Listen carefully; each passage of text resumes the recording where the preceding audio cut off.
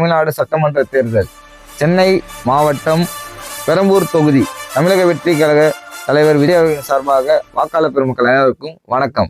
இந்த தொகுதியோட டேட்டா பார்க்க போகிறோம். லாஸ்ட் 2 எலெக்ஷன்ஸ்ல 2016 பி வெற்றிவேல் ஏடிஎம்கே சார்பாக 52% வெற்றி பெற்றிருந்தார். 2021 ஆர்டி சேகர் டிஎம்கே சார்பாக 52% வெற்றி பெற்றிருந்தார். இதில் என்ன பிரச்சனை நடந்தது பார்த்தீங்கன்னா, ஆக்சுவலாக 1,72,200 வாக்கு லாஸ்ட் டைம் போடவே இல்லை. அதே மாதிரி அதுக்கு முன்னாடி 1,00,000 வாக்கு போடவே இல்லை. இந்த வாட்டி எஸ்ஐஆர்ல 93,000 வாக்கு நீக்கியிருக்காங்க. மொத்தம் 2,22,000 வாக்குகள் தான் இருக்கு. இந்த இடத்துல யார் போட்டிடுறான்னு உங்களுக்கே தெரியும். தமிழக வெற்றி கழக தலைவர் திரு சி ஜோசப் விஜய் போட்டியிடுறாரு.